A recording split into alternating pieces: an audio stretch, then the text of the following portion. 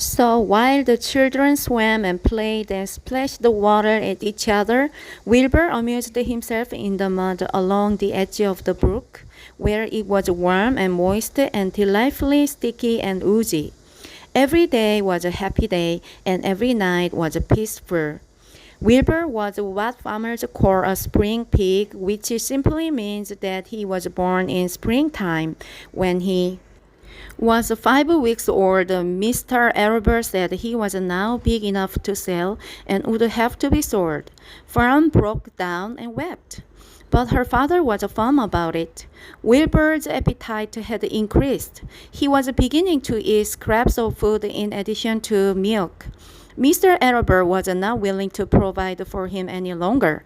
He had already sold Wilbur's 10 brothers and sisters.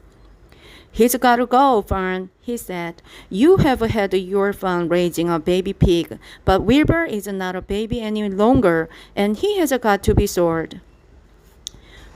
"Call up the Zuckermans," suggested Mrs. Arable to Fern. "Your Uncle Homer sometimes raises a pig, and if Wilbur goes there to live, you can walk down the road and visit him as often as you like." "How much money should I ask for him?" Fern wanted to know. "Well," said her father, "he's a runt.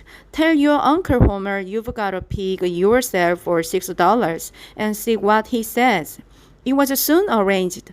Fern phoned and got her Aunt Edith, and her Aunt Edith hollered for Uncle Homer, and Uncle Homer came in from the barn and talked to Fern. When he heard that the price was only $6, he said he would buy the pig. Next day, Wilbur was taken from his home under the apple tree and went to live in a manure pile in the cellar of Zuckerman's barn. Chapter 3: Escape. The barn was very large. It was very old. It smelled of hay. It smelled of manure. It smelled of the perspiration of tired horses and the wonderful sweet breath of patient cows. It often had a sort of peaceful smell, as though nothing bad could happen ever again in the world.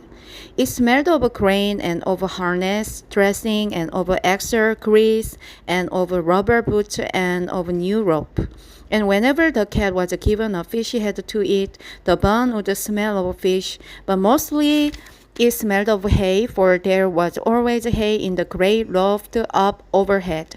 And there was always hay being pitched down to the cows and the horses and the sheep. The barn was pleasantly warm in winter when the animals spent most of their time indoors, and it was pleasantly cool in summer when the big doors stood wide open to the breeze. The barn had stores on the main floor for the workhorses, tie-ups on the main floor for the cows, a sheepfold down below for the sheep, a pig pen down below for Wilbur, and it was